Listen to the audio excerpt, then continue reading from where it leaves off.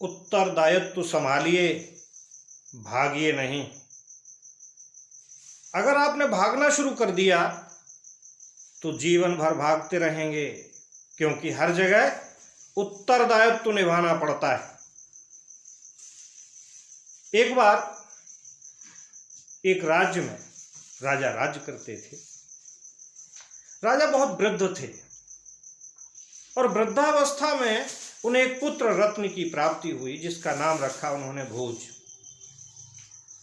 कुछ समय बाद राजा को ये लगा कि अब मैं इस दुनिया से जाने वाला हूं, तो उन्होंने अपने छोटे भाई मुंज को अपने पुत्र की बागडोर संभालने को दी।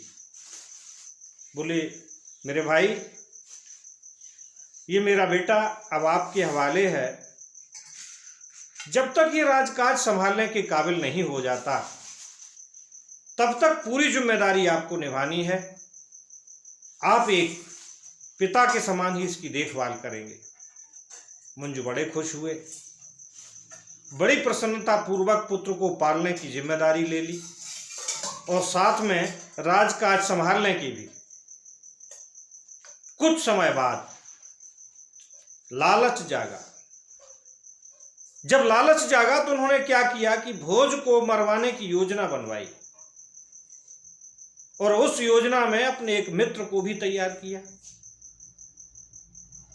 एक बार अवसर मिलते ही वो मित्र उनके भतीजे भोज को ले जाकर जंगल में पूरी तैयारी के साथ मारने की योजना थी।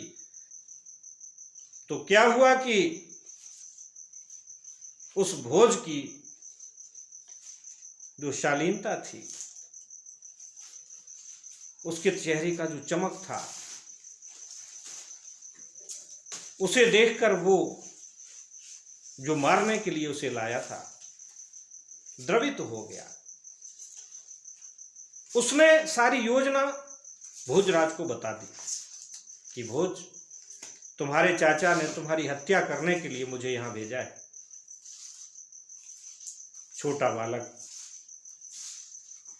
क्या करता? बोले, अपना कर्तव्य आप पूरा करिए जो चाचा ने दिया है। बोले, नहीं, मैं तुम्हें मारना नहीं चाहता, तुम पर बड़ी दया आ रही है मुझे।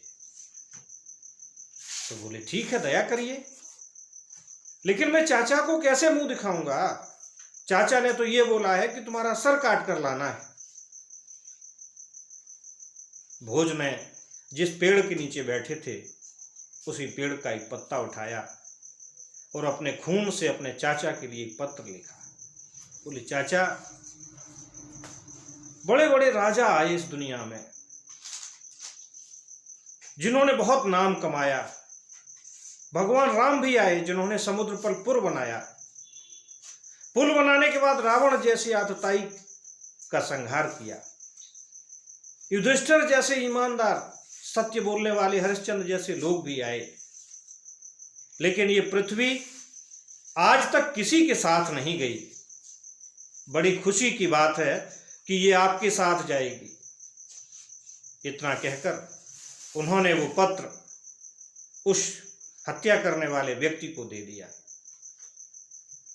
उसने भी क्या किया, उन्हें छुपा दिया और छुपाने के बाद वापस जब राजा मुंज के पास पहुंचा और एक बनावटी सिर कहीं से ले लिया। राजा मुंज के सामने जैसे ही भोज का सिर उसने प्रस्तुत किया, बड़ा खुश हुआ राजा, बहुत प्रसन्न, उछलने लगा। और इसी बीच उसने एक प्रश्न पूछा कि मरते समय भोज ने कुछ कहा था? उसने भोज के द्वारा दिया गया वो पत्र उसे पढ़ने को दिया। जैसे ही राजा ने उसे पढ़ा, राजा तो एकदम पश्चाताप की आग में जलने लगा। बोला, अरे मैंने ये क्या किया? सिर पकड़कर बैठ गया, फिर खड़ा हुआ और बोला, अब मैं जीवित नहीं रहूंगा, मैं खुद को मार डालूंगा, क्योंकि मैंने बहुत बुरा कार्य किया है। मरने के लिए वो आग की तरफ दौड़ा। उस व्यक्ति ने राजा मुंज को थामा, रोका और रोककर ये कहा कि भोजराज जिंदा है, ये शब्द सुनते ही राजा मुंज एकदम आश्चर्यचकित हुए, बोले क्या जिंदा है? कहां है वो? भोजराज को लाया गया, लाकर राजा के सामने प्रस्तुत किया गया। राजा गले लगकर बहुत रोया और भोज से क्षमा मांगने लगा, बेटा मुझे माफ कर दो, मैंने क्या सोच रखा था, मैं क्या करने जा रहा था, मैं तो दुनिया में कहीं मुंह दिखाने के लायक भी नहीं रहता, मुझे जिम्मेदारी दी गई थी और मैं जिम्मेदारी से भटक गया। राजा का ज़मीर जब जाग गया तो उसने भोज को सारा राजपाट उसी समय सौंपा और खुद जाकर जंगल में तपस्या के लिए चला गया।